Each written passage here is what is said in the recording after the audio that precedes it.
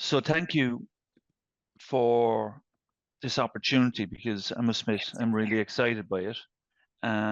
Really interested to learn about what you're doing, and I've shared some of the thoughts with the students. But we're all kind of looking forward to understanding how you might use Second Life to develop your entrepreneurial skills, and also beyond this particular cohort of students, I obviously have an interest in it in other work that I'm doing, particularly regarding persons with disabilities.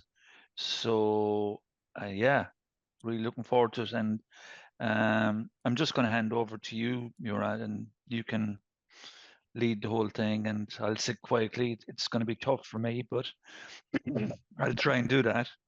I'm going to share a slide now and getting it ready. Okay, so the agenda today is going to be about mostly the main topic is the meta-entrepreneurship. And we are going to talk about what we do in the metaverse or the virtual worlds, which is in our case mostly the Second Life, but we do other stuff as well. But then we will talk about this at first, and then our colleagues will talk about what they are doing as part of this initiative, because we have been working with John and TU Dublin for many years by now, and we're doing joint courses.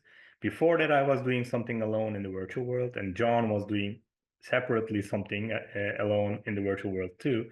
Then we just, by chance, and we just get to know each other. And then we got the team here, as you see. Some of them are from CHA, which is my team, and the others are colleagues from virtual world that we just met there and has been doing a lot of joint things together.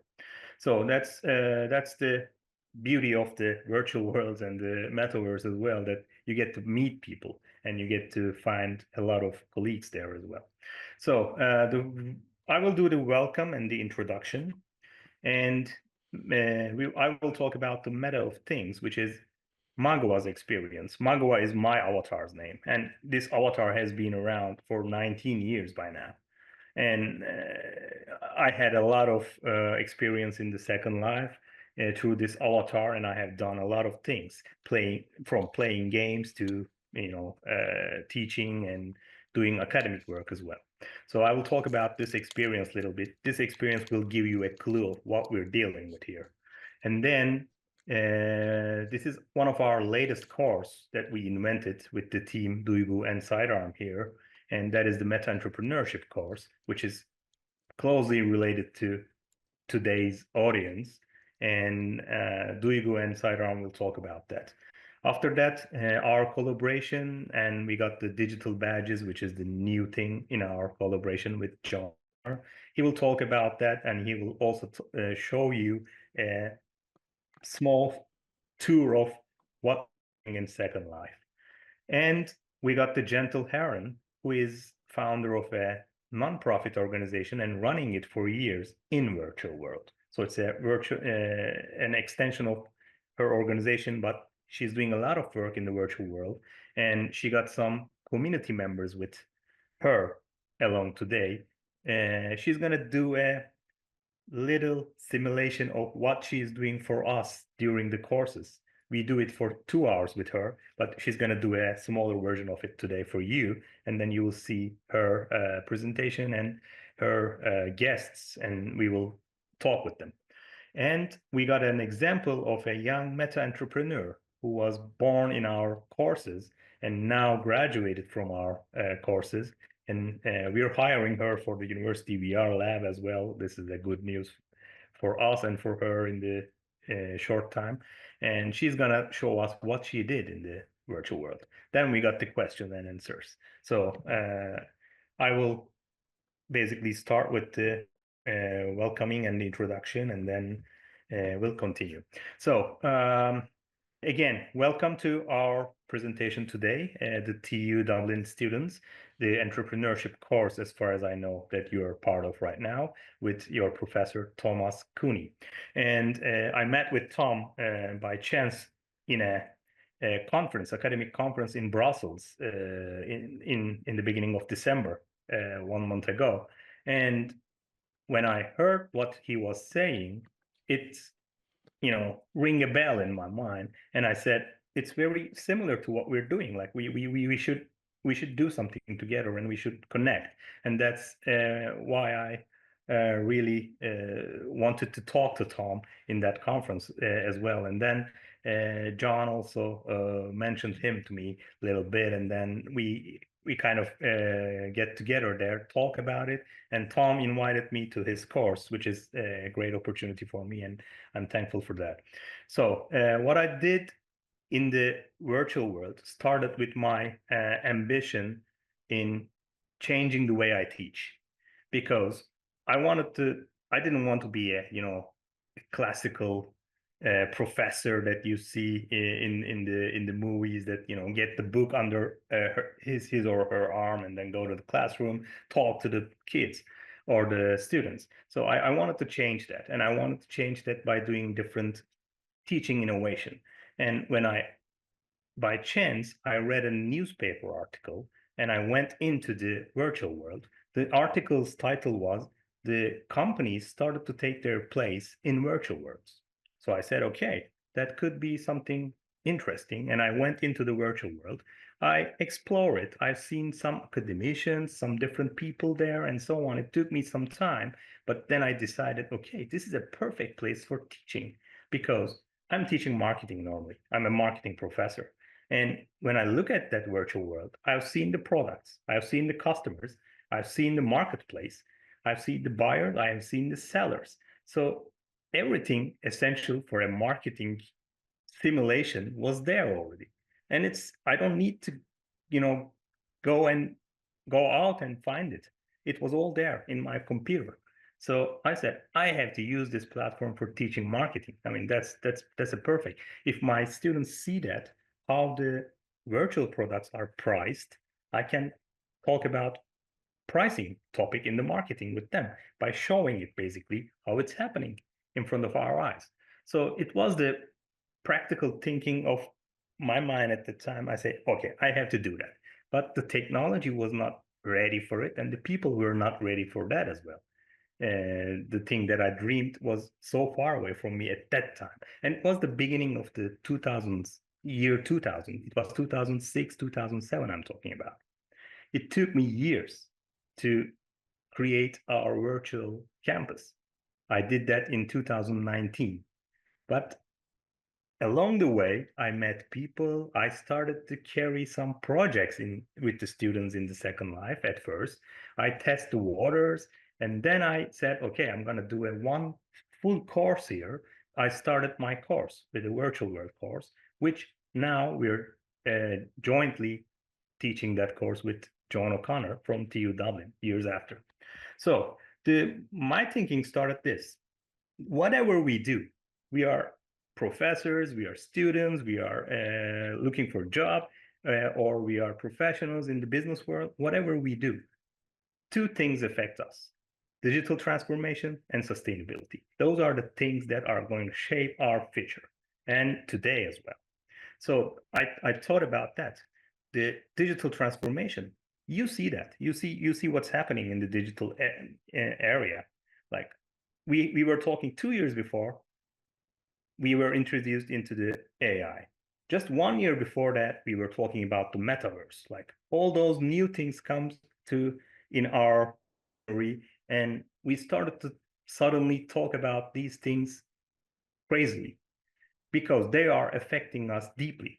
So that is why we need to care about what is happening in the technology, because it's affecting us. So increased efficiency, automation, data-driven decisions, enhanced customer experience, new revenue streams, you name it. All of those are shaped by the technology. AI, big data, the cryptocurrencies, and metaverse, and everything else. And when I look back in the beginning of 2000, there was a crisis there. We call that dot-com crisis. And this dot-com crisis was basically, people get upset because e-commerce were not going where they dreamed of in the short term. It didn't happen what they dreamed of. In 1995, e-commerce started. In 2000, we got the crisis. But after that, after a short break there, this technology took up. And now, since then, the e-commerce graphic, if you look at in the world, it goes directly straight up and rocketing. And that same thing I'm expecting from these technologies right now. The technology is going to be like that. The metaverse, AI, cryptocurrencies, or the blockchain technology, you name it, those are going to be in our future for sure. And they are feeding each other. That's another thing. There's a new thing happening. We were talking about just e-commerce before, and now we're talking about metaverse, AI, big data, the blockchain, and they're all feeding each other. They're kind of triggering each other, and in an exponential way, it's going up. And this is gonna be very quick compared to what happened in the past. It's happening so fast. It's even we cannot adapt one of them, the second one comes along. So we have to care about that. Digital transformation is there, and we need to do that. The sustainability also affecting us. Just recently, today or the day before, you got a storm in hitting Ireland, right? So we are hearing all those things, bad weather conditions. It's affecting our life. We have to take precautions for that. We have to find a way to live sustainability in peace. And that is also there, and that is going to be part of what we're doing. So what is the university's role there, or what are the academicians' role? The modern university's multifaceted role is the knowledge creation, the skill development, social impact, and global citizenship. Universities are catalysts for social progress and innovation, and that is what we need to teach to the students. The role of higher education in solving today's problems. Research and we do that in different ways as universities. Research and innovation is one of them. We have been doing research. We are trying to find new things. Universities drive groundbreaking research to develop solutions to the problems that we have. And education and capacity building. Higher education institutions educate future generations of entrepreneurs and leaders. And that is what we need to do. Adding up all those things together, and universities engage with communities and advocate for solving the problems, we add up all those and we end up creating the curriculum that we have today. And we thought about those. In years, we have been dealing with these problems and we try to solve them. And now we have this new way of teaching. And that is what we believe as the team. We believe that the way that we educate, or the way that we do these things, is going to help to solve the problems. What I do was I started to innovate in teaching. And I was a college student, and I was playing a game called Capitalism Lab. It was a simulation game. Basically, you become an entrepreneur, you found a company there, and you manage it. You produce products, you sell it in the market, and it's a computer game that I was playing just for fun when I was a business college student. And I turned that into a classroom material, and I turned it into a course. Even that course is today accepted by an accrediting institution in USA who accredited us as our direct measure. So every student who finish our 4-year degree in business, they are going through this course, and one of those final work for their degree, they go and find a company in computer, play that game, and try to be successful. And we find out where they are failing, and we go back to the curriculum and change the things that we were doing wrong that we think. That is how we use it today. The second course is virtual world metaverse. I explained you how I get into that and how I invented this course. And I'm going to talk about this more, and John is going to emphasize on that as well. And then we got the sustainability focus. We add sustainability aspect to each course that we have. The virtual world course, the student project, final projects are about sustainability. They're talking about sustainability, SDGs. They make a presentation to a public. And we got the cross-disciplinary approach. One, like in my time when I was a student, professors were more like very stick to the one discipline. And now it's changing. We have to do everything in an interdisciplinary way. And this interdisciplinary or cross-disciplinary approach needs one thing: collaboration. You can't be expert of everything. You need people who are expert in different areas, but bring a good blend together to create value out of it. And that is what we try to do as well. We are coming from different disciplines. I am marketing, John is coming from the arts and design, and then we got other professors or other experts from different fields, and they are filling the gap. So basically, virtual worlds, it's a way to transform the education. And why we are using that? Because it allows us to get together globally with other actors. So it's kind of a good ground for us to collaborate. The other thing is we are teaching in English, a Turkish university, but in English. That's the mean of education at our university. But our students were always complaining about they don't have native speakers around to speak to. Now they have as classmates, like John's class come mostly from Ireland or even from different parts of the world, but then they speak English. We are creating teams internationally from them, 2-3 Turkish students, 2-3 TU Dublin students together, work together, and they have to speak English. There's no other way. So they are learning English by doing so, and they're practicing, and they are basically collaborating with each other. So we do that because it's kind of give us a good opportunity to do things differently and more value-added way, in a sense. So this is our virtual world campus on the right side of the screen, and on the left side of the screen you see the real campus of Chai University. We try to create an identical university to give that immersive feeling being present at the campus. And when I did that campus, when I created that, it was the summer of 2019. Right after that, the spring, we had a COVID crisis hit us deeply, or everyone was affected all around the world, and they shut down our university. The only course that we're continuing was my course, because I told the students, come with the avatars. We didn't have the online education system at the university at that time. They had to build it. They had to wait for 1-2 months without courses. But we could continue that because I didn't foresee that COVID was coming. I didn't know that, of course, but then we were ready. And then we did a lot of things there. Even we did a graduation ceremony during the 2000 year with avatars throwing the caps with an animation. And we put it on LinkedIn and Instagram and that kind of communication devices. And then a lot of professors from other universities in Turkey, they connected me like, well, what are you doing? Like, what are you guys up to? Like, it looks nice and so on. So it got attention there. It started to get attention. And now we're teaching 3 courses. Those 3 courses are totally in world, which means in Second Life, in virtual world. The students come with avatars. The professors comes with avatars. Virtual World ISB, International Student Project, as we call it. And that is the course that I do with TU Dublin and John O'Connor.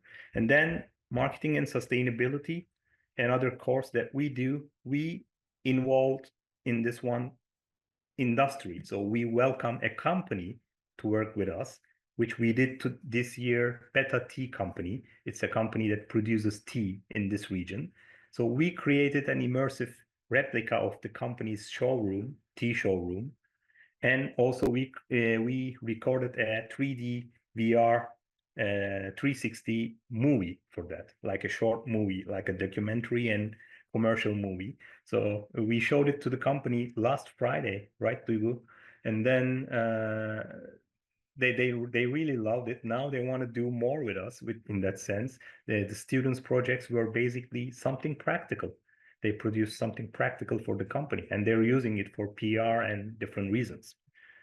And we got the latest course, Meta-Entrepreneurship. We did that last year, one time only. But this year, on spring, we will have the second version of that course. And Duygu and Sitearm will talk about that more in details.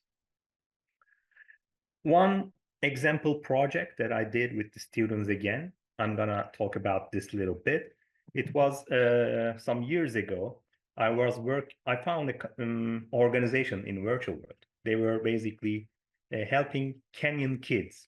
The organization is like this, a German organization run by an American English teacher who is retired, but now he is in charge of this foundation. And they are helping the Kenyan kids in Kenya. And they made a project with us as part of our course's final project. My students helped this organization to raise funds in virtual world to help the Kenyan kids. The whole class worked as a team. It was 19 students in that time that worked, and it was during the COVID. So the COVID was a good opportunity because people were not be able to go out. They were coming to the Second Life more often. The population of Second Life increased at that time, and people were not able to go to a concert, but they were able to go to a concert in Second Life through their avatars. So my students engaged with the organization. They go out and find some artists, musicians, and other people that would help. They organized them and they made an online virtual concert where they advertised to the community in Second Life. People came, listened to the concert, and donate money. It's real money that they donated. And in 3 hours event, we collected 900 euro from the people who came there. Those are the brochures, flyers, and a picture from the event area that they created. So that's what they did in the Second Life. And those are the pictures of the kids who were benefited from this initiative. And they were able to feed 600 hot meals they provided to the kids in Kenya, and 100 English books for their library with this 900 euro.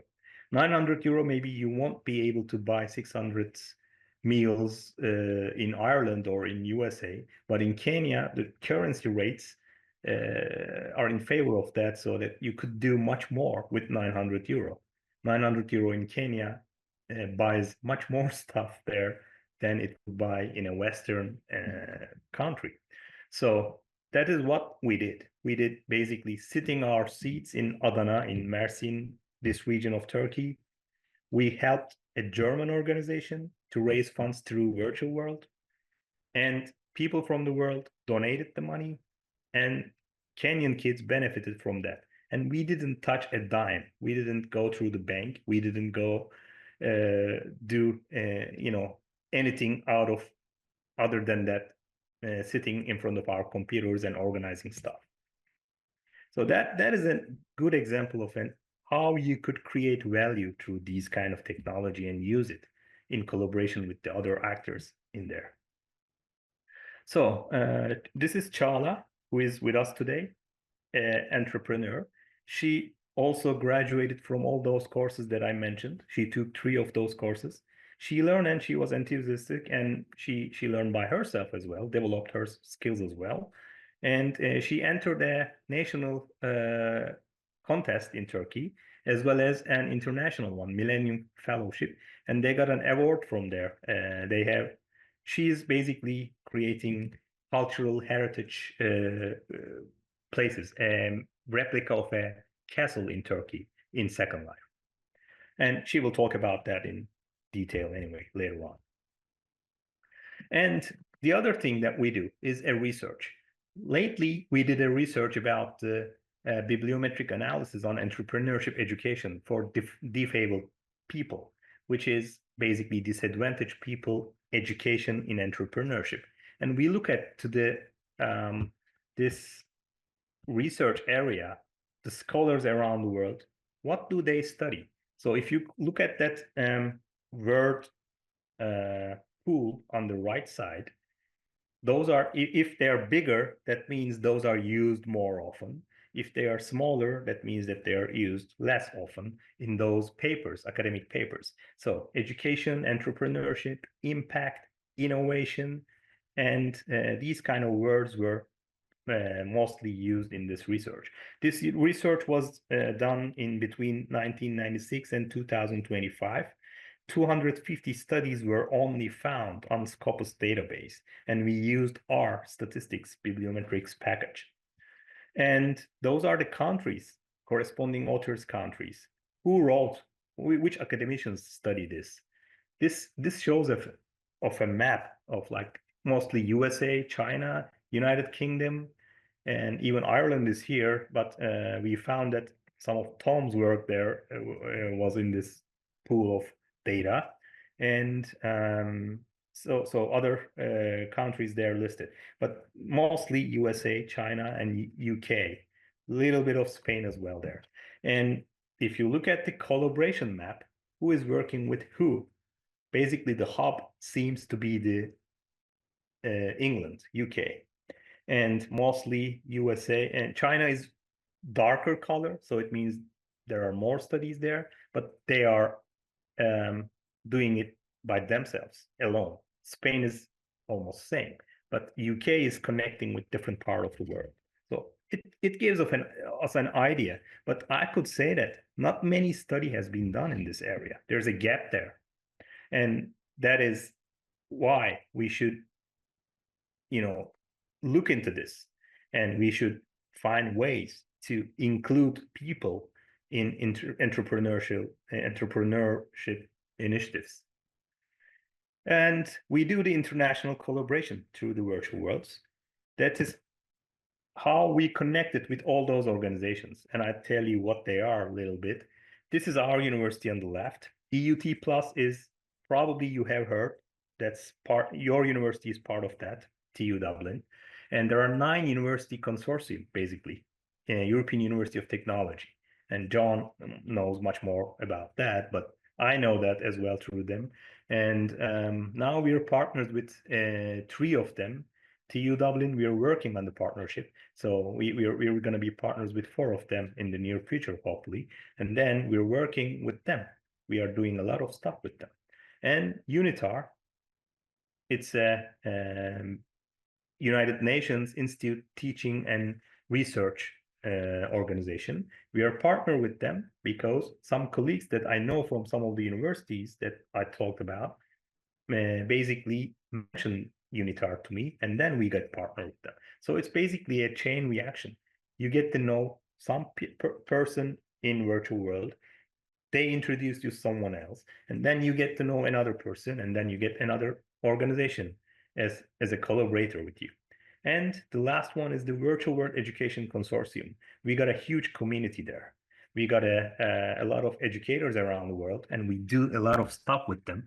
And that is also, they're helping us in different events, and we're helping them in different events, and so on.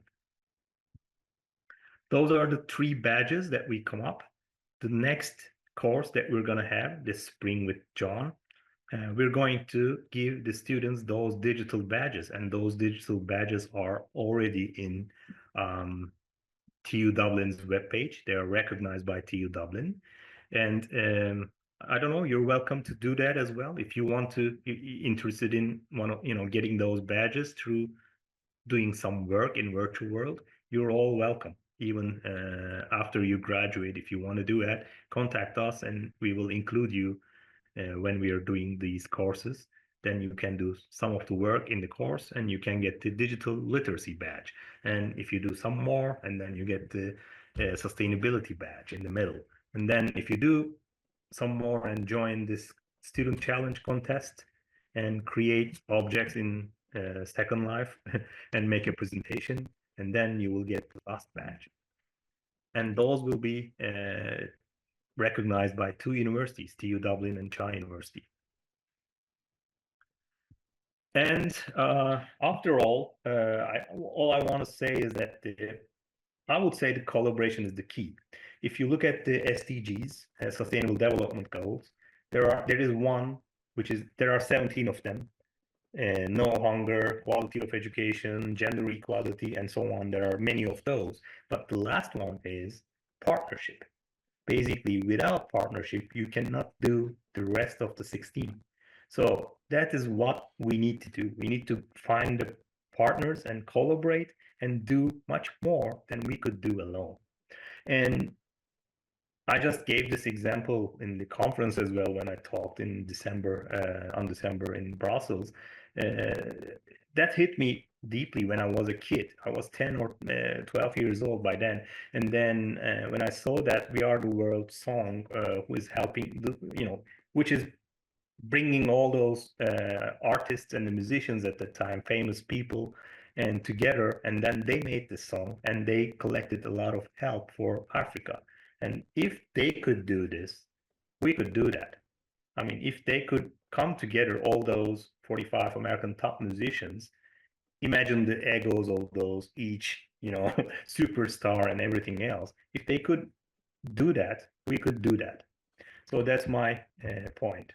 And the path forward, universities as change agents, we have to embrace the technology. We have to use AI, VR, and all those technological tools to do better in whatever we do. And we have to foster global partnership, create networks for knowledge exchange, as well as help each other. And we have to prioritize sustainability because that is a survival thing for us, and empower student innovation. The students are the people that we could touch as academicians, and we're lucky to do that. And if the students could change the things that they will do or change the way that we do as humanity, they are the key people. They are the leaders of the future. So we have to touch them. We have to talk to them. We have to make them do innovation. We have to encourage them. That's how and why we do things as universities and change the world that we need to change. So, conclusion, collective action, and the way forward. We have to collaborate, we have to innovate and advocate for a sustainable future. Okay, thank you. That's from me at the moment. And I will give the floor to Duygu and Sitearm to talk about the Meta-Entrepreneurship course. All right.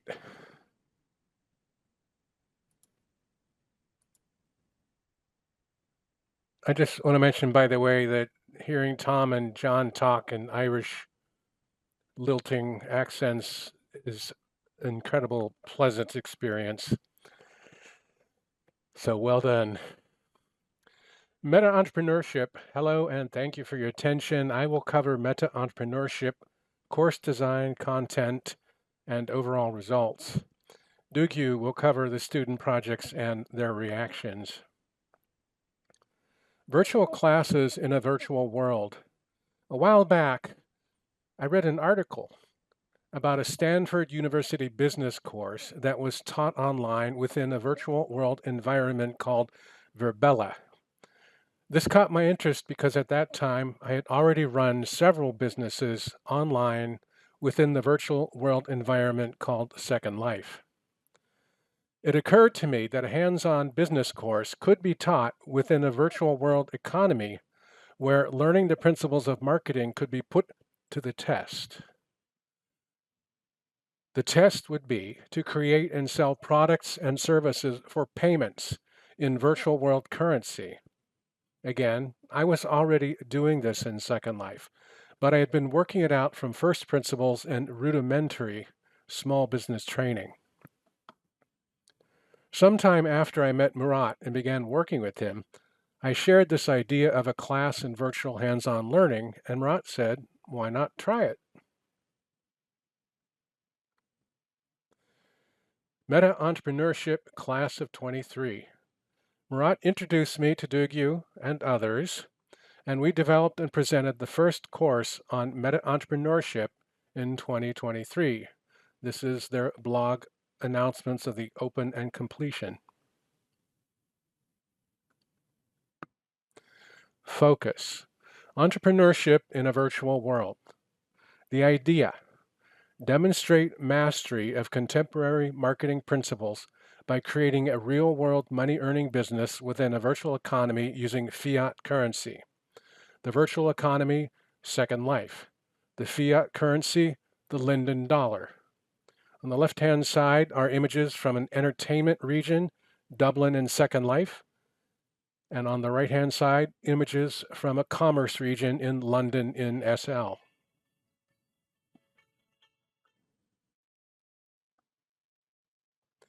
Focus. Hands-on plans, products, and builds. Teams were assigned to plan, design, and build a virtual product with associated marketing plan. The result. All teams successfully designed and built a virtual product and associated marketing plan. Some teams successfully priced their virtual products in Linden dollars. None of the teams successfully sold their business virtual products in the Second Life marketplace before course end.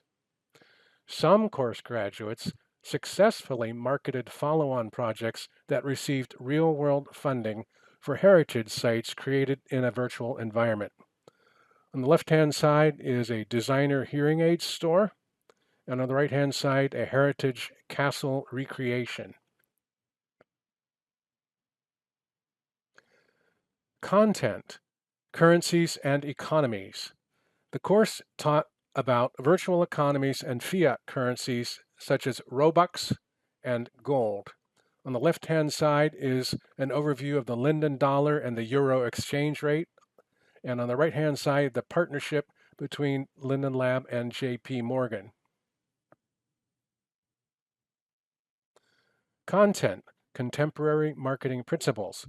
The course taught contemporary marketing principles such as marketing communications and marketing strategies. The slide shows the presentation on sustainable practices. Content, digital creation and copyright. The course taught building and selling 3D content in the Second Life virtual environment, and entrepreneurship principles, including intellectual property basics. On the left-hand side are objects, code, and avatars in the digital environment. On the right-hand side, a summary of intellectual property. Content, expert guest presentations. The course sponsored guest presentations by successful entrepreneurs in the Second Life virtual environment, including products and services. On the left-hand side, an interview with a successful fashions business owner. On the right-hand side, an interview with an ecology region owner. Duygu will cover the next part. Thank you.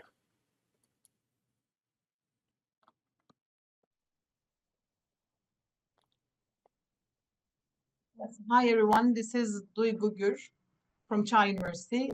I am an assistant professor of marketing at Cha, and I've been a part of the VR team for the last 3 years.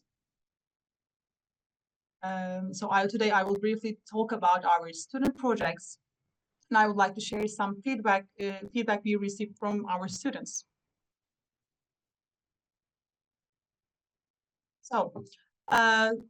Within the course, our students are tasked with designing and developing an innovative virtual product within Second Life. And over the semester, they start with a business idea, a product idea, and then they design their virtual products from concept to prototype. They conduct market analysis for the simulated environment. They develop their marketing strategies. They work on their budgets. They finalize their business plans, and finally, they launch their products. And this project challenges our students to think creatively while incorporating some key principles, and these are sustainability, inclusivity, and technology. So the projects should contribute, the product should contribute to sustainable transformation. It should also create value for diverse communities, and the priority groups are the disadvantaged and disabled people. And technology is important. We aim to develop their 3D building skills, and also we expect them to design the innovative virtual products. And at the end of the course, within a virtual trade show, they present their projects in groups, and they receive feedback from the faculty, from industry professionals, and from the leaders of nonprofit organizations. And I would like to show you some of the projects. So the first one is, this is a sustainable furniture line. The design was all created within this virtual environment. The furniture is made of bamboo materials, which significantly reduces real-world resource consumption. And they offer eco-friendly alternatives, so they help minimize waste and carbon emission. Inclusivity is important for this project because these furniture are made for individuals with mobility challenges, so they ensure accessibility in this virtual world. And as you can see on the left-hand side, they have an accessible kitchen, they have an accessible bedroom, and they use their own designs, and they utilize AI to create their own designs too. Another project was an illuminated swing. So this swing is designed to combine both innovation, accessibility, and sustainability. So this enables the individuals who are disabled, who have difficulty in mobility, to have social interaction with others, and they use features like sound, motion, and touch. So social connection is promoted, and the swings use solar energy to power. So this is important for sustainability too. Another group project was a solar charging station. So a charging station for electrical cars, and it uses solar energy again. So encourages renewable energy use, reduces resource consumption. And they made collaboration with other communities who were focused on renewable energy. We had another team working on a charger device for cell phones. It was called Meta-Charge. It's a virtual solar power bank. So the power bank is used to charge their cell phones inside Metaverse. So it reduces dependency on non-renewable resources. It's accessible for all users, including disabled individuals. And again, they have eco-friendly innovations for this product.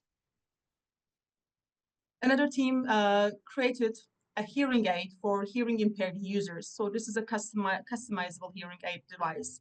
It has free access for all disabled individuals in Second Life. And they also had partnerships with eco-friendly organizations, and they use gamification and interactive tasks to enhance engagement.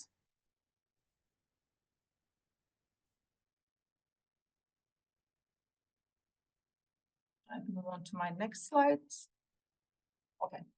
So, and we, at the end of the semester, we collect detailed feedback from our students, and we had a total of 19 students at our last semester, and we made in-depth interviews within the Second Life virtual world platform, and we had some themes that we asked questions about, so sustainability in metaverse, their social interactions in virtual spaces, ethical and moral considerations, and we wanted to see how this course impacted their desire and readiness to become entrepreneurs in the virtual world.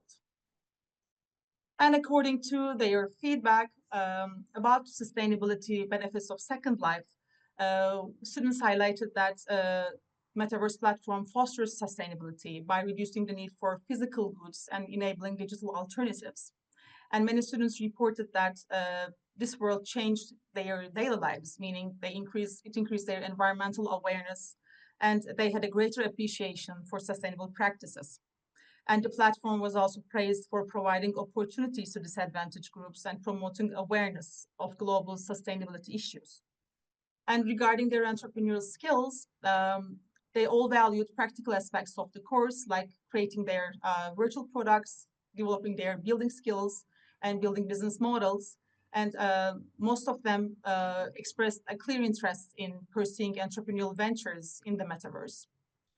For social interaction, the immersive features of the metaverse was seen as very valuable. So students thought that it allowed for richer interactions than traditional online platforms. And many of them mentioned gaining knowledge from diverse perspectives and receiving peer support was valuable for them. And then we have the ethical awareness, and we observed that the students became more aware of data privacy and the importance of safeguarding their personal information within virtual environments. So the course also encouraged them for ethical online behavior with discussions around intellectual property rights, responsible use of the digital platforms. And the feedback we received helped us to refine the course content and identify areas for improvement. And these were all valuable. And we observed that the students gained practical skills in entrepreneurship. They developed a deeper understanding of sustainability, and they also enhanced their social and ethical awareness. Thank you for listening. I'm very happy to meet you all. This is all for my side.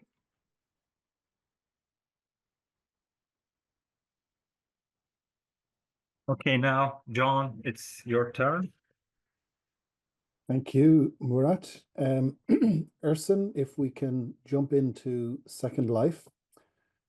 So I'm going to jump you all into Second Life and give you at least attempt to share a sense of what it's like to work in Second Life. I would like then to talk a little bit about my insights into collaboration. I'll reflect a little on the pedagogical benefits of virtual worlds, and I'll talk a bit about the innovative teaching strategies and the advantages of student engagement. Ersin, it might be a good idea to brighten the world up, but I'm not sure if it's evening time in this part of Second Life, but if we go into and make it daytime, great stuff. So this is the the TU Dublin and now EUT Plus campus in Second Life, where I have been teaching since 2009. Very like Murat, I read about Second Life in a newspaper article one Saturday morning and decided I'd go into my study and have a look at it and see if I could log in. And about 10 hours later, when my wife got home from work, I kind of emerged from this world of possibilities and potential. And very quickly, it became clear to me that this was a really potentially interesting and useful teaching space. I kind of quickly developed a module. As is the theme of our presentation today, I felt that the real benefit of a virtual world like this is that it's a great way for global collaboration and a great way for teaching collaboration. And at the time, it was becoming very clear that global and international collaboration in virtual spaces was going to become a very important tool. So students needed to be given access and exposure to it quite quickly. I developed a module, and I collaborated with a company that Sitearm mentioned called Dublin Virtually Live. Sitearm was managing this space on behalf of the Irish pilot who had developed it. And it was effectively an entertainment space which was based on Dublin. And I felt because this had a ready, vibrant community, it was an interesting space within which to teach. So quite entrepreneurially, I think at the time, I negotiated a deal with Dublin that they would build a replica of one of our campuses, Ainger Street as it happens, in this virtual space. And in return, I would offer 2 free places to Dublin to use as it wished, so they could sell them on for profit or whatever. And coincidentally, Sitearm was one of the participants in that very first module. And I can report he's probably the only participant who ever scored 100%. Dedication doesn't even begin to describe the way he approached the semester. And so obviously he then continued on and became a teacher on the program and has been working with us ever since. We'll walk inside Ersin just to have a quick look into this space. Because this is, I was teaching an art and design module, or a module to art and design and architecture students. There is a lot of artwork here, which was created both in the real world and in Second Life. And what we worked really to do was to see how the impact of virtual worlds and the opportunities for creative production would generate interesting new approaches to artwork. And the examples of some of that are there on the wall. Now let's move over to CHA University. Urson and have a quick look there.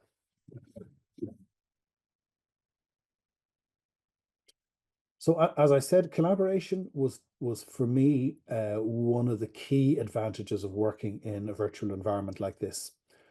So very soon after beginning to teach, I made a connection with the Dean of Media and Arts in the University of Akron in Ohio. And we formed a partnership where we taught our students together. We brought them into Second Life.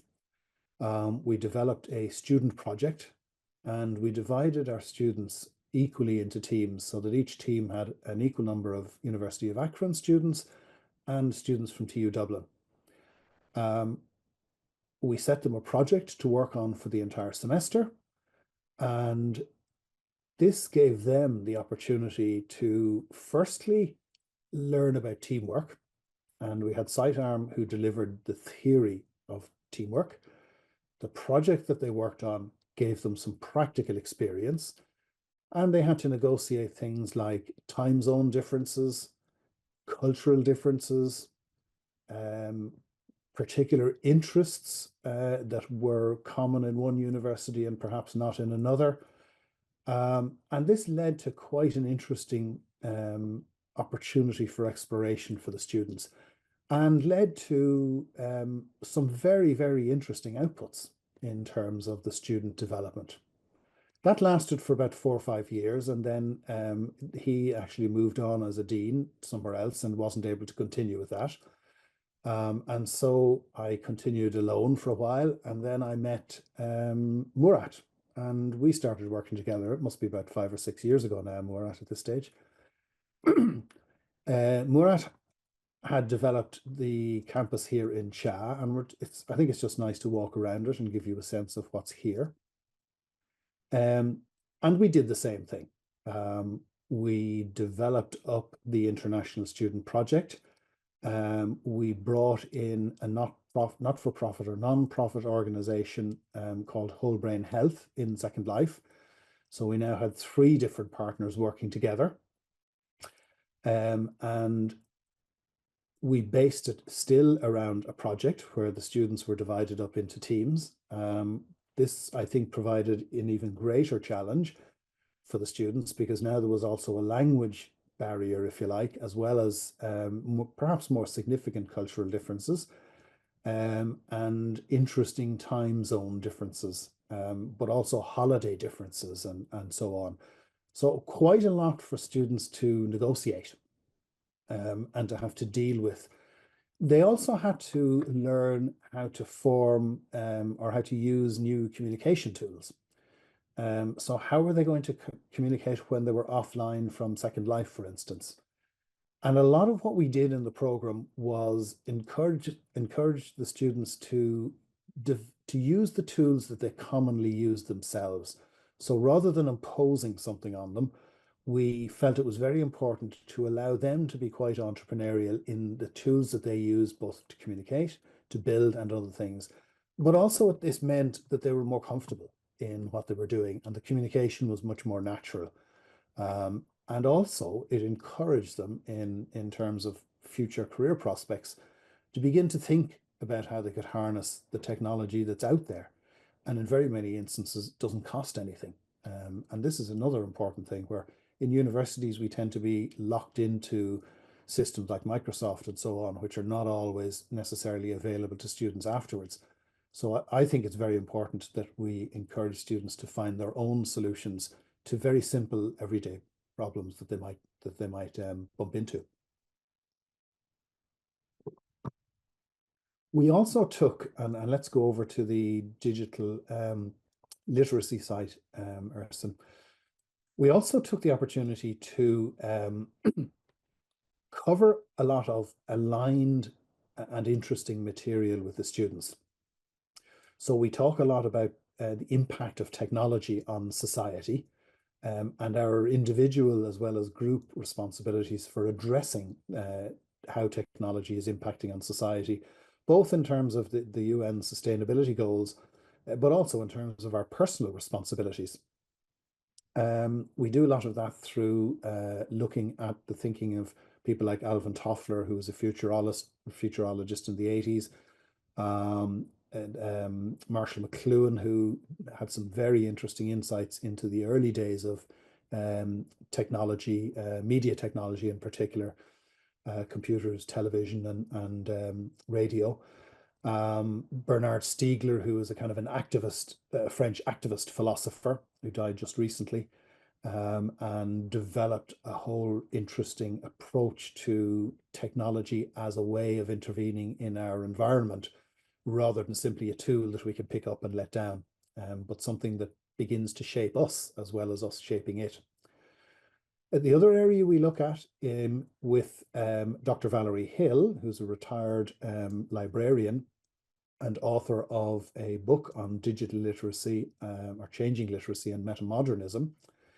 And she does a class on introducing meta-literacy and what that means, and how literacy is changing in the world we're living in, as we now have moved out of what's known as the Gutenberg parenthesis, and print is no longer the main source of information.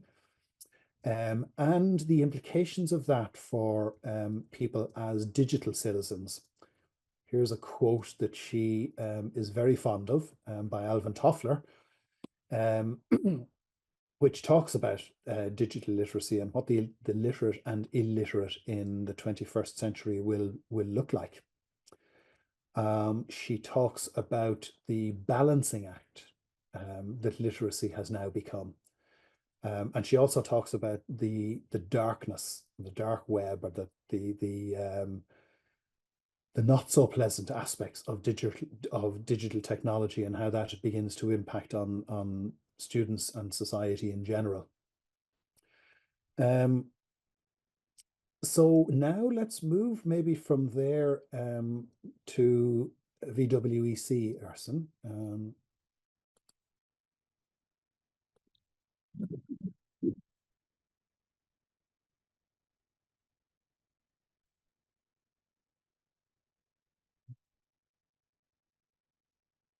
For Ersin to arrive. Yeah, okay. Let's move over to the deck presentation area and the fireside deck, Ersin.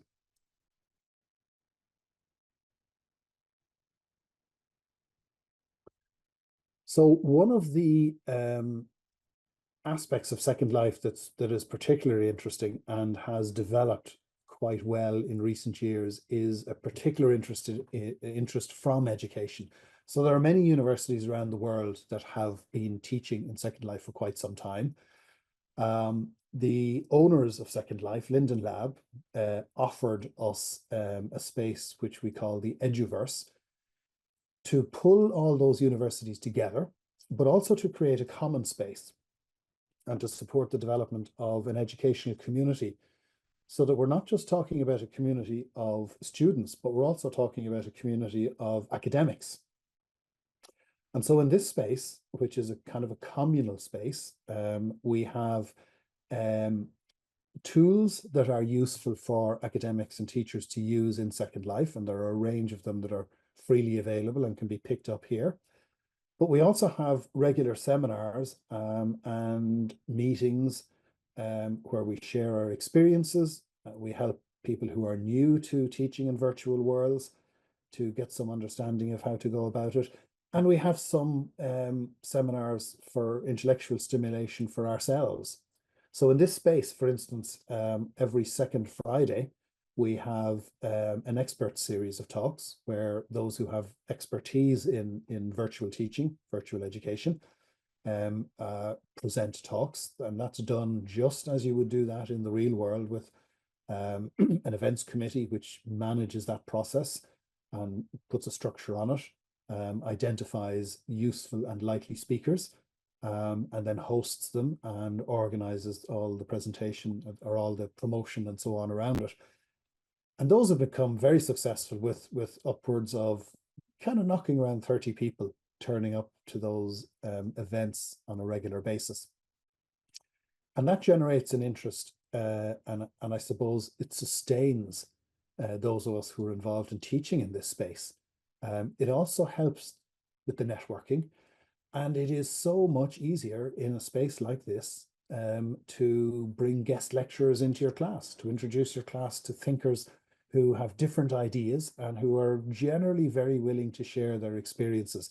And of course, it's easier. I mean, if you want to do a talk over an hour, you don't have to face travel costs, you don't have accommodation, and you don't have all of those other issues.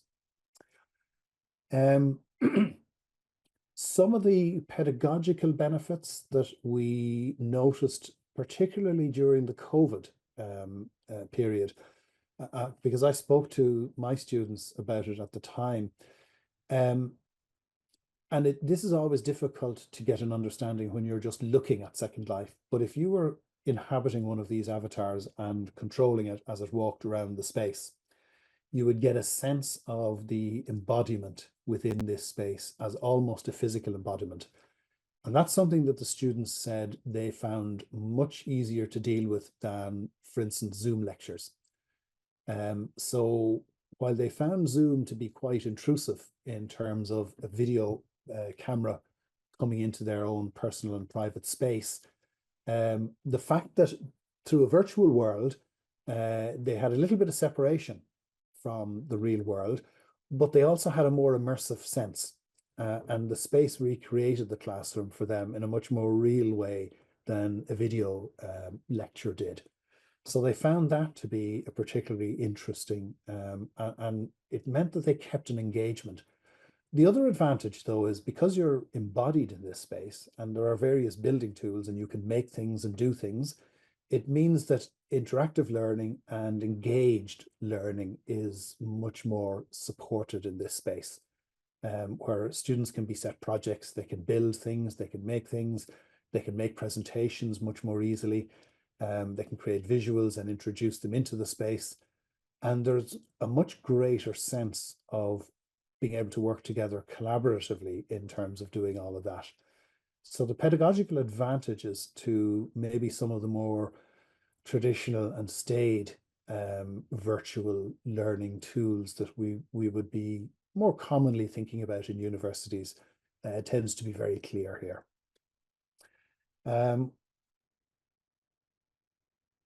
Finally, Ersan, maybe let's go over to the models of teaching space.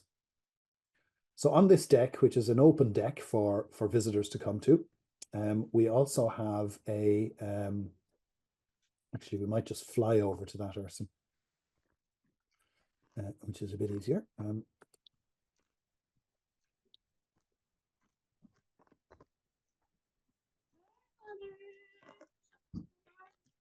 So we have here a,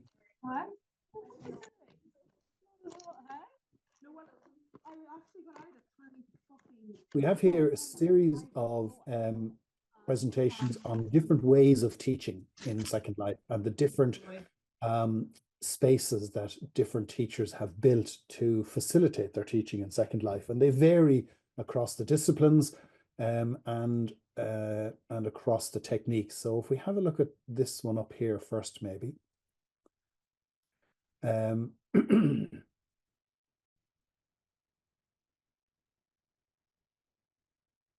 So this is, try not to fall off the edge here. This is the Genome Project.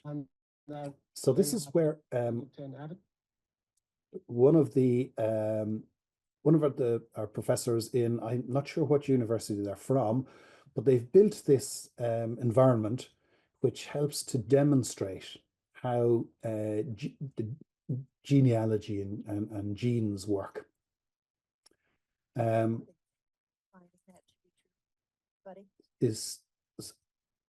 can hear other voices, so maybe somebody else is trying to get in, or am I hearing something from somewhere else?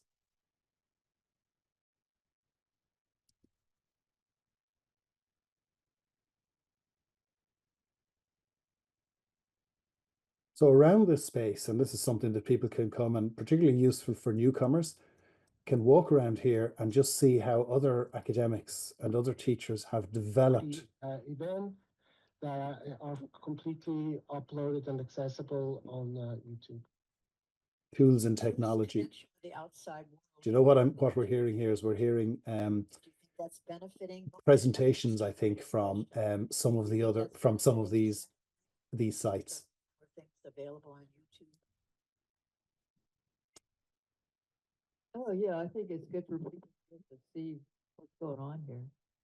Yeah, so what we're hearing, here's the final one I'll show you. This is a team that actually, I think it's important. I'm going to move back, especially with the feedbacks I get. Ursula, let's move back to the main area. 500 recordings online, and the feedback I get.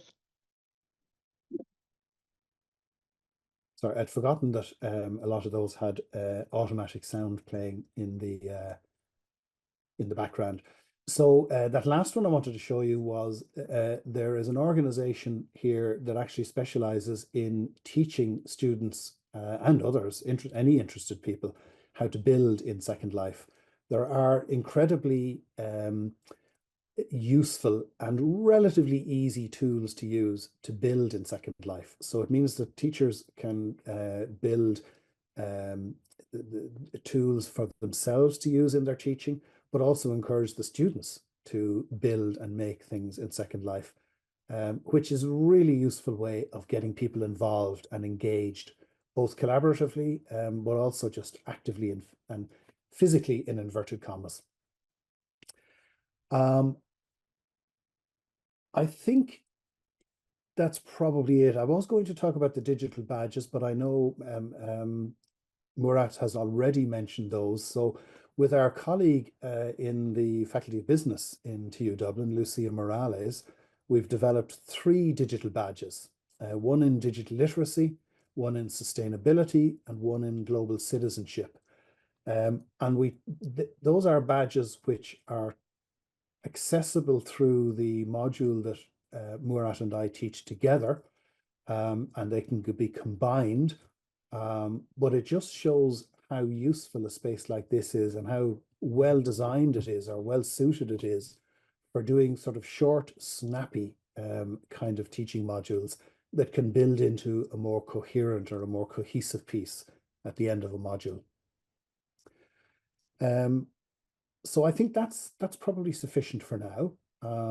We can take questions afterwards, but I'm going to hand back now to Murat, who's going to introduce Gentle Heron. Okay, thank you, John. And yeah, Arsen, you might want to TP to Gentle's island. She's waiting there. And meanwhile, Gentle Heron is the founder of an organization called Virtual Ability Island, and she is going to be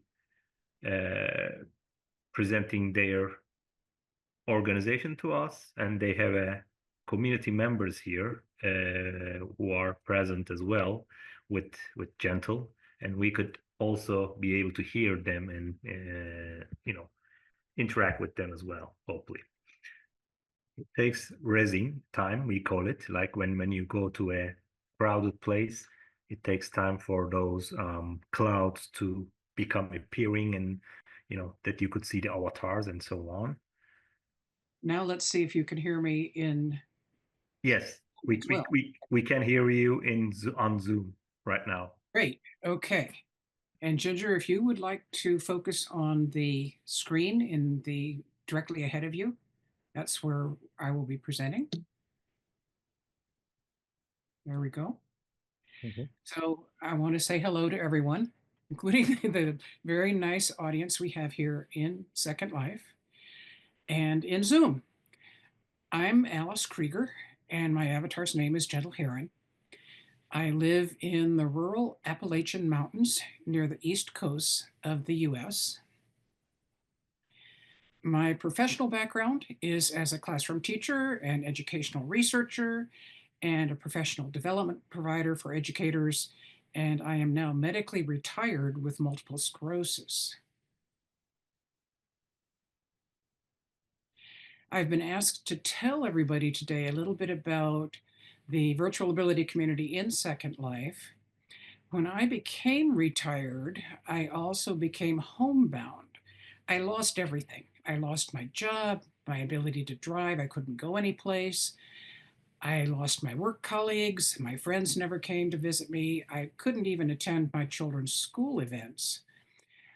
I entered the virtual world Second Life in 2007. I didn't have any prior experience in online gaming, but I immediately recognized the potential benefits for people with disabilities as I began exploring the beautiful virtual venues here, participating in live events, socializing, making friends with people from all over the world, and even the possibility of earning a little money. I invited more people that I knew who had disabilities to join Second Life and founded a virtual community that we came to call Virtual Ability, and sometimes we abbreviate it as VAI. Virtual Ability has now grown to be an international cross-disability peer support community of over 1,300 members. We're international. Our members come from 6 different continents. Cross-disability means that our members may have a physical disability, which can include up to being totally paralyzed. They might have a mental or emotional or developmental disability. For example, bipolar disorder, depression, autism, Down syndrome. Or they might have a sensory disability, deafness or blindness. And many of us have multiple disabilities. There are also parents, spouses, carers, and friends of people with disabilities, and medical professionals and researchers also in the community. Virtual Ability's mission is to enable people with a wide range of disabilities by providing a supporting environment for them to enter and thrive in online virtual worlds. Virtual Ability provides a safe and secure entrance into Second Life through our website. Avatars can enter initially onto our new resident orientation course, which is shown on this slide. The course was created using the principles of andragogy and universal design. It has served as a model for many of the newer Second Life communities' orientation areas that they have developed. People who use assistive technology to access their computers can get help learning how to use the Second Life tools from Virtual Ability. We've not yet found anyone whose assistive tech needs we haven't been able to integrate into Second Life, and we're very proud of that. Some Virtual Ability folks control their avatars with their voice, their feet, their eyes, or their breath. Whatever works for somebody, they can use that assistive technology in Second Life. Virtual Ability won the first Linden Prize back in 2009. It was offered by Linden Lab, the creator of the Second Life platform. Linden Lab recognized Virtual Ability for having, quote, a tangible impact on the real world, unquote. And Linden Lab continues to recommend our services to people who inquire about accessibility in the virtual world. We assist educators in accommodating their students with special needs. We help researchers design and conduct disability-focused research inside Second Life.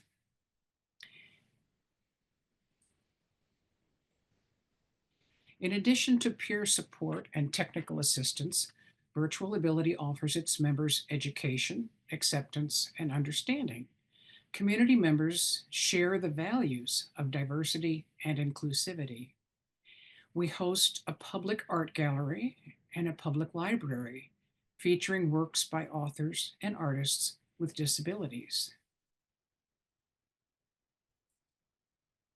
We also provide the general public and our members with lifelong learning opportunities, such as our information posters on Health Info Island and our 2 annual professional conferences. Although we hold several weekly community events, our mission has been to assist people with disabilities to become active in virtual worlds. To that end, you will find our members are parts of other communities, many other communities in Second Life. They're active volunteers and participants in a wide range of virtual world activities. Some people do role playing. Some people participate in professional conferences or create materials and market them. But there's another, less well-known part of virtual ability. A short while after we founded the virtual world community, we applied for and became a US 501c3 nonprofit corporation named Virtual Ability, Inc. We believe we were the first virtual charitable operation to become a physical world entity. There are more now.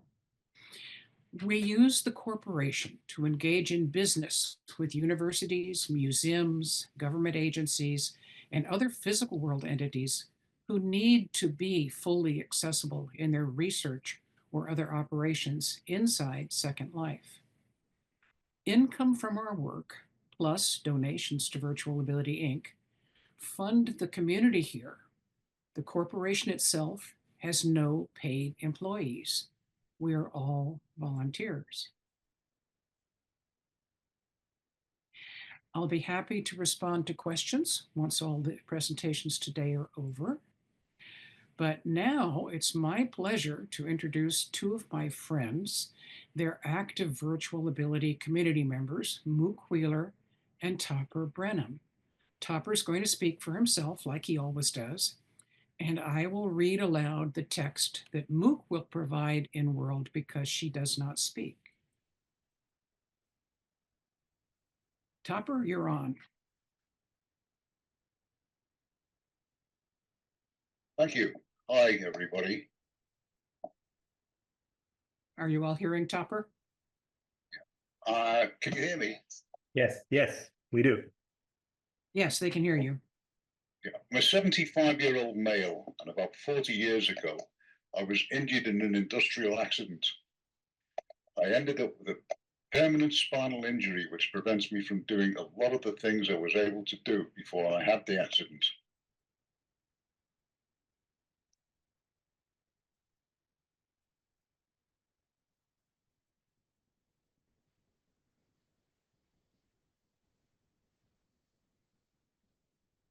We lost the voice.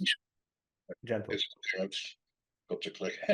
Eventually, I stumbled upon Second Life, and after a while, I realized it was allowing me to have new adventures, to make new friends, and to do things I was no longer able to do in real life.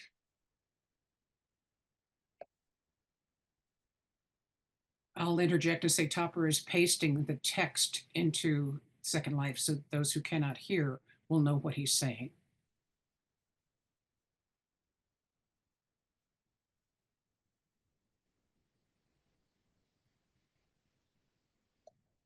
So,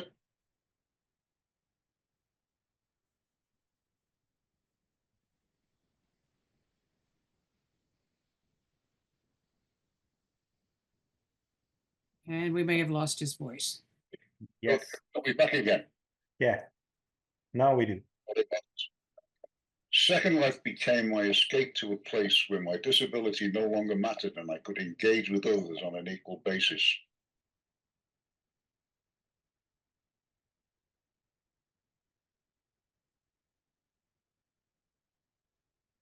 Strangely, Second Life and real life often merge together.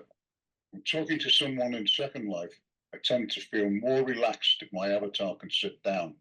There's no logical explanation for that, but it happens often.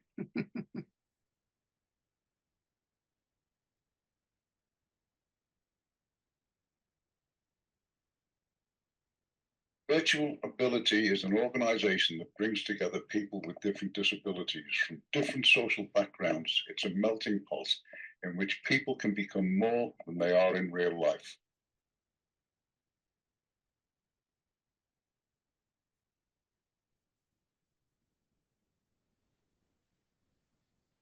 Without going into it too deeply, people who are isolated in real life can socialize here in Second Life, make friends, attend meetings, classes, dances, various events that interest them. In fact, they can lead a full and varied life from the comfort of their own homes without ever having to face the problems that disability might present in the real world.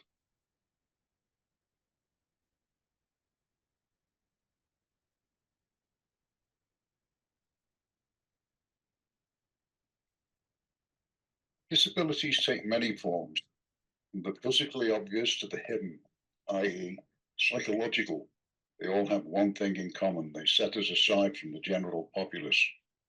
Were it not for places like Second Life and organizations like VI, many people would be prisoners within their own homes, never having the chance to interact socially or mix with others.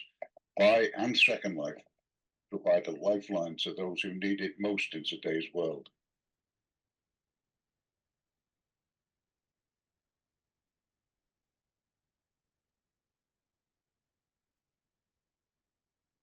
For many in Second Life, it's no more than a game, a fancy chat room, or a place to come just to annoy other people. Sadly, that's a sign of the times. But to others, Second Life is a place to enjoy, to be creative, to meet others, and to make new friends and memories.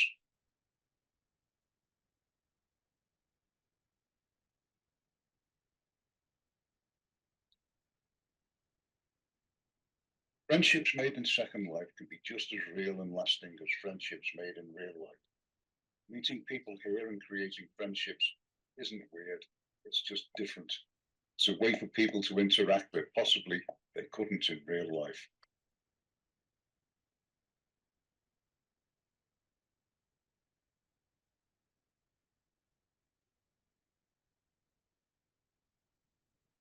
In Second Life, you're limited only by your own imagination. You can create things, become anything you want. A fish, a bird, a fairy, a wizard, even a werewolf in a top hat. Thank you. And the werewolf in the top hat is Topper's avatar. And you can't see that, I don't think, in Ginger's. No, it didn't res for some reason. Yeah. Yeah, If correct. you want, I can share screen later if you want. Yeah. Mook, your turn. Mook says, okay. She says she's an ex-academic who first discovered Second Life over 18 years ago. So why is she still here? And why Second Life instead of some other digital platform? She has autism spectrum disorder and several related comorbidities. She's quite compromised in physical face-to-face video or even telephone interaction with people, and these interactions are always awkward and difficult for her.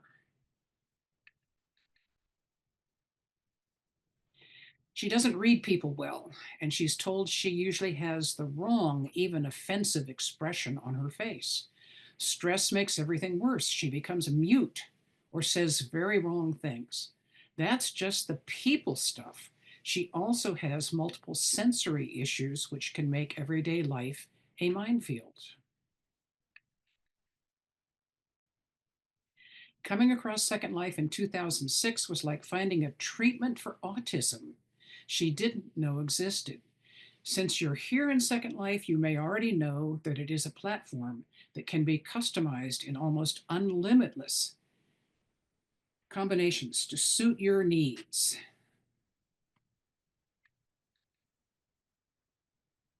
In her case, social interaction in Second Life takes place without most of the stressors she encountered in real life. Uncomfortable sounds can be switched off.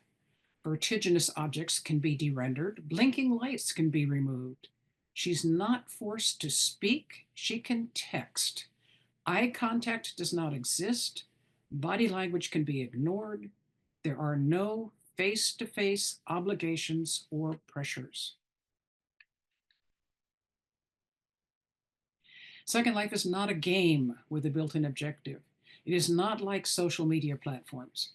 It has no advertising, view-based monetization, or echo chamber algorithms. It is an avatar-based text, voice, and visual communication and building platform within a persistent 3D environment that you can turn to almost any function you can think of. In other words, you can use it as a classroom, office, or meeting place, a communal center, a dating avenue, a training environment, a marketplace for goods, or a 3D drafting board. You can hold conferences, concerts, exhibitions, competitions. You can set up huge libraries and store massive databases, all for free.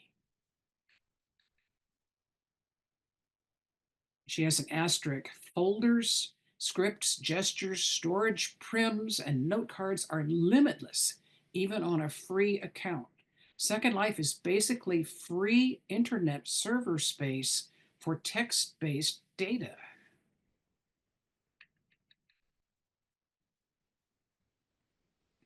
Second Life is a multi-purpose tool. It can be turned to narrow or complex use. It has been revelatory and revolutionary for users since 2003. It is a geographically persistent, fully three-dimensional space, not a page of text and pictures like social media platforms. For Mook, Second Life makes it possible to visit, travel, socialize, play, and learn in a world that doesn't have the barriers confronting autism that the physical world does. That is why she stays. And she says, thank you. And I think that's the end of our presentation. If you want me to, I can share screen and show what some of the other avatars look like. Sure. Let me get you a Yeah, if you want me to. co-host position so that you could do that. Sure. Okay. I did that, Gentle. And thank you very much, Gentle, Topper, and Mook. As always, it was a pleasure to have you in our presentation. And after you, share the screen, then we got the. You can see the audience. We can see the audience, the crowd. Human avatars. Yes. It includes a tiger. Yeah, I can see Mook now. There's robots. Yeah. All kinds of people. Okay. Thank you, everyone. Even the everyone in the audience. Thanks for joining us. And the last presenter in our session is the Cagla. She is one of our graduate students who graduated from our courses. Is Cagla here? Let me see. Okay. Okay, Cagla, the floor is yours. Okay. Hello and welcome again. My name is Cagla. I graduated from the International Relations Department at Chai University. Today, I want to share my metaverse journey with you. I was introduced to Second Life 3 years ago with the Virtual Worlds course. I love spending time with video games and new technologies in my own life. That's why I was really interested with this course.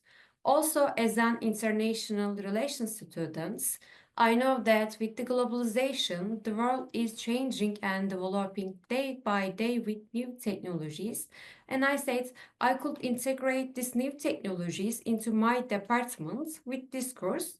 It was a great opportunity for my career goal.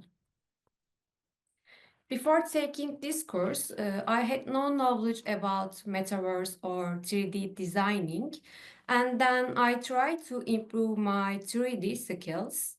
And I carry out a lot of projects about sustainability, cultural heritage, and metaverse in Second Life. But today I want to share my last project with you. Please look at the first picture. The first picture is from my first 3D object try. It looks like a circle. And second one is my last object. It's a traditional Turkish tea kettle. Thanks to the Meta-Entrepreneurship course, my friends and I carry out a project about it. There were more than 6,000 applications, and our project became a fifth place. It was a great honor for us because it was a technology competition. While our other rival departments were computer engineering and software developers, my department was international relations, and I think it was the Meta-Entrepreneurship course provided a great opportunity for us. The aim of this project was to build Turkey's cultural heritage and create meta-entrepreneurship opportunities by designing traditional Turkish cultural objects and selling them in Second Life. Also, we carry out our project within the framework of SDG 10, Reduce Inequalities and Climate Action. Please look at the sign. I built our area with voice and text comments for people with disabilities. When you click the sign, you can hear information about mosaic area, and also I added language options. In this way, people from all over the world can easily access our area for free and gain information about our culture. One of the biggest dangers today is climate change. It damages our cultural heritage. For this, we aim to contribute to making our cultural heritage sustainable by building it in Second Life. For this, I built 5 different structures. We can see an example here. The first one is Maiden's Castle. It's located in Mersin, Turkey. And other one is Cappadocia. It's located in Nevşehir, Turkey. They are on the UNESCO World Heritage List also. And now I want to show a video about Safranbolu city. Safranbolu houses are on the UNESCO World Heritage List. Also, I decorated the interior of the Safranbolu houses with the traditional Turkish decoration and cultural activities. So let's watch the video.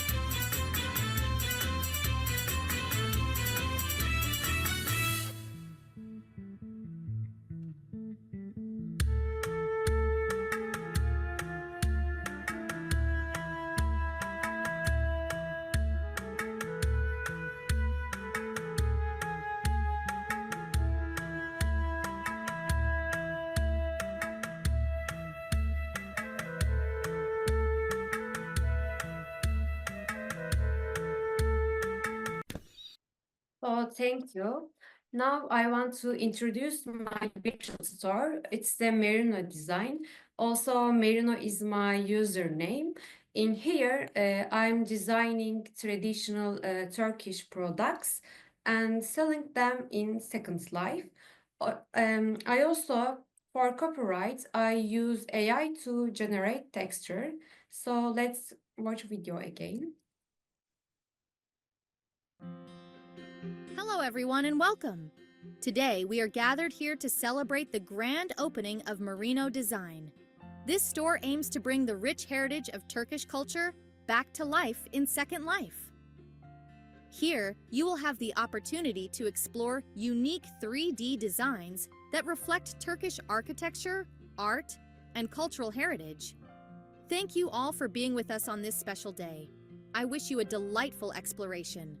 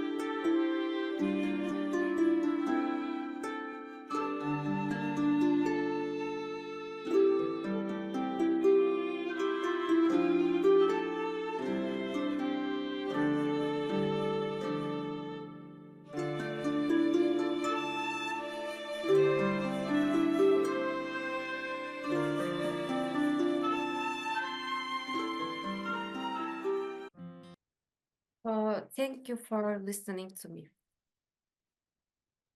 Thank you, Chala.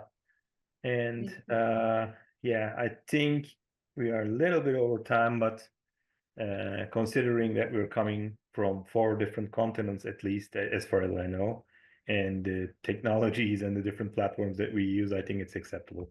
Okay, so I open the ground for questions and answers section. Tom and the TU Dublin students, if you have any questions, we will be glad to answer.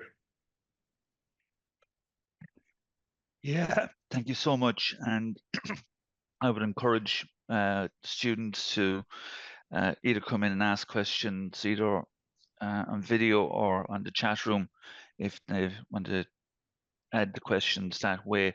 While they're thinking about questions, I've got a bunch of stuff going through my head, and some of it's going to be follow-up. I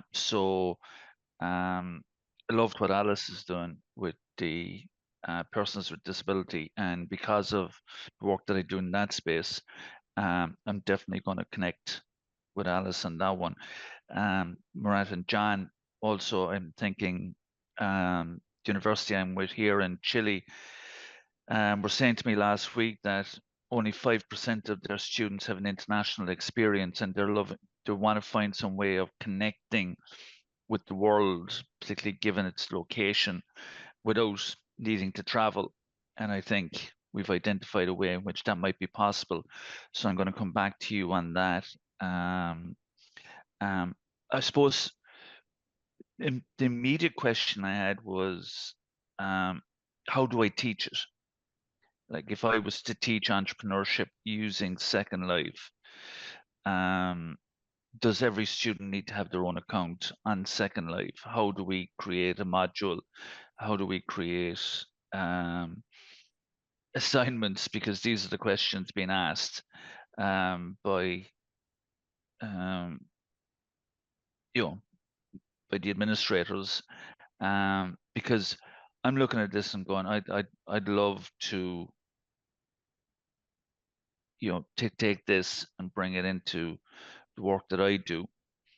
And then I suppose the other question I had is the immediate question of the students that are with me today. How can they use it right now? Like, first of all, can they take digital badge that you talked about? And if they were to do that, how would they go about that? But secondly, could they go into Second Life, play around, and how do they create a business? Like, I was getting a feeling of Minecraft to this, about building a world, or and then I was just wondering, just in simple step-by-step basics, how does a student go in, set up a business, and learn from that experience? And are they using? Do they have to buy currency? Like, you talk about the Linden currency, but like, is that like cryptocurrency? Do they have to purchase? Can they make money, or is it all imaginary? So many questions. I'm telling you, Alice, I'm just loving this. And I'm just seeing so many possibilities that my head's running in so many different directions. And thank you, everyone, for all of this. It's just been absolutely fascinating. And I'm kind of concerned about my students right now, about what they're getting from it, and then all the possibilities. But Alice, I'm going to be connecting with you as soon as this class is over. Good. Great. You've got my email. Your questions came into Second Life, and we're getting some answers back. For greatest autonomy, probably yes, students will want their own account. They do not have to, however. I have been involved in some medical school situations where we created the student accounts and they shared them. So it's possible to do it lots of different ways. The account holders are legally responsible for the avatar's actions. So that's something you do need to consider. Our friend the Tiger here says he has a friend who makes money in Second Life and never spent any of her own money to start her business. It is free. Second Life is free. The accounts are free. Usually, if you can find a friend like John O'Connor who will loan you some of his land, you don't even have to rent anything. It's a very welcoming environment. I could just say something, Tom, very directly to your students in terms of getting in. So I was making my pitch to our students, because the module I teach is an elective. So we make a pitch to the students, and I'll get a list on Friday of the number of students who've selected it, and it's usually around 20. I send them an email, a short email, which has instructions on how to join Second Life, which is free. We actually use Alice's VAI way in, because it's a really nicely designed way to introduce people to Second Life. Usually my first class is a week later, and I come into class and every student is in there. They're all sitting down. They've all learned how to activate their voice, and I can start a class straight away. So it's actually that easy to access it. And sorry, John, everyone's online. And they're all online, and they can either take their class from home. You can take it in the university, but I have a deal with IS, because there are issues around certain ports that have to be opened to allow Second Life to work on campus. But I've already negotiated that for my class, and it's a matter of we just need to negotiate it a bit wider so that it's accessible within all the time. But it is that easy. Students it's easy enough to get in within a few days and learn the ropes and get familiar enough to be able to function. And after that, I align it with visiting a foreign city. Everything is similar, but very different. And you have to learn the conventions, and you make a few mistakes. But unlike visiting a foreign city, you can talk to anyone in Second Life. So you can walk up to a stranger, and generally people are helpful. Having said that, Second Life is an open world. So there are nasty individuals there who just want to cause trouble. there's all kinds of unsavory behavior, or behavior some people might call unsavory. So it's an open world. For me, that's the advantage of Second Life. It's just like the real world, with all the same excitements, the same dangers. And yet, if you do face a dangerous situation, you can just click Control Q and you quit and you're away from it and you're safe. So it's a very safe world in that way. But I can share a lot of that stuff with you if you wish, very easily, and that'll break that barrier for you. Murat might talk a little bit about the finance and how the economy works, because I think that's fascinating. Thanks, Jan. Yeah, and we also have a guide which we prepared in PDF to share with the students, that they would learn how to get in the world.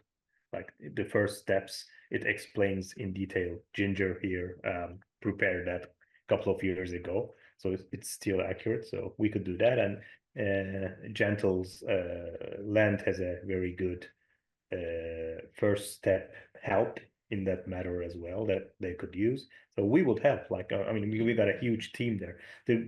Why we stick around for 20 years in Second Life is, which there are many better technology and platforms have been come to life, you know, in that time, because of the community.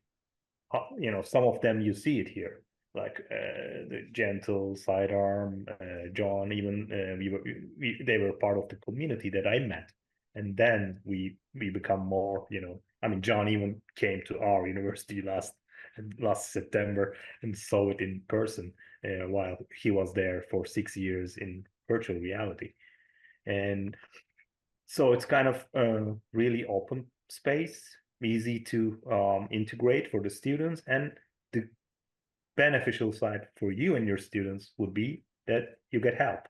You're not going to be alone. That's the that's the magic of it, in my opinion. And for the how do they become entrepreneurs, or do they have to spend money, and that kind of business related questions when it comes to that. They don't need to spend money, but they could spend money and buy certain stuffs. For example, if you are doing what Chala was doing, creating a pot with the Turkish motifs on it, and those Turkish motifs, you could, if you have the skills, you could do it yourself, but you could buy it from the, you know, like coding. There are libraries, ready codes, and you can take some of those, you know, bring together and create your own stuff. It's like that. It works like that. So it's a matter of having the skills, having the money and the assets, and bringing all the right combination together and create your own stuff. So isn't that just like in the physical world?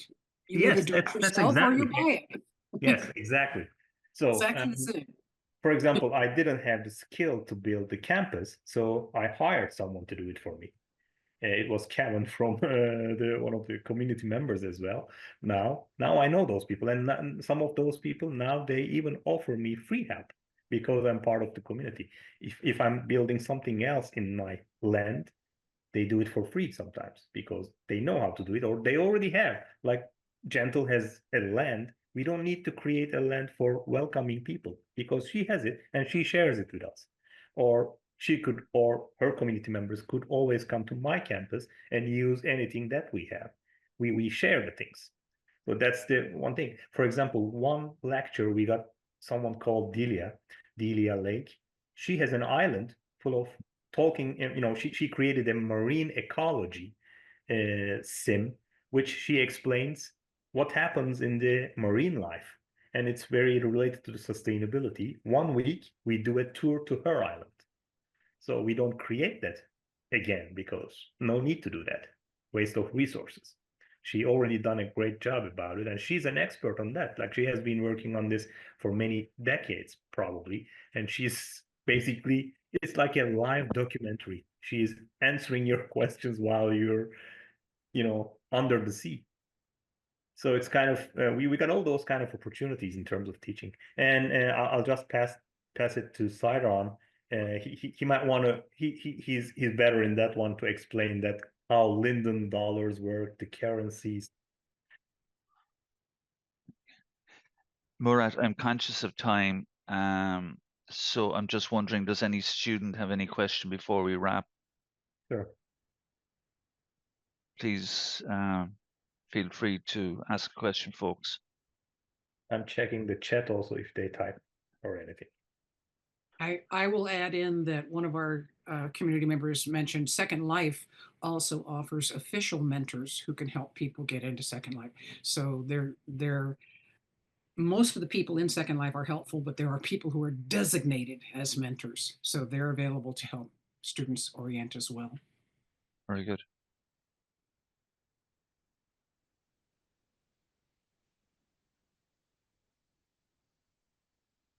Okay, Murat, I don't think there's anything coming in there at the moment, is there? Okay, I mean, if they have questions afterwards or anything like that, then you Yeah. can share my email, or I'm gonna share it here on the. And I'll be following up as well with them in class in the next class that we're together. So thanks for sharing your email there. Yeah. And can I just thank everyone, because I'm going to come back to various people's on one-by-one basis, because there's so many different potential applications here. I find it really exciting. And what I'm going to talk to my students about is how exciting they find it as a potential way of learning about entrepreneurship. Maybe it's too late for this class this year. They can still do it on their own, or they can do the digital badges, so it's not beyond them. But as a way of learning entrepreneurship in the future, I certainly would love a conversation with them to get their feedback and see what might be possible. And as I say, there's going to be emails pinging sometime soon after all of this. Murat, thank you so much for organizing all of this and bringing everyone together. To all the colleagues who've taken time out of your day, and I know each of you, I presume each of you have very busy schedules, so thank you. And to my colleague John, John, thanks for connecting us. And when I get home, I'll contact you and we'll arrange a meeting. Great. Okay, wonderful. Thank you, Okay. everyone. Bye-bye. Bye-bye. Bye-bye. Have a Bye-bye. good evening, day, wherever you are.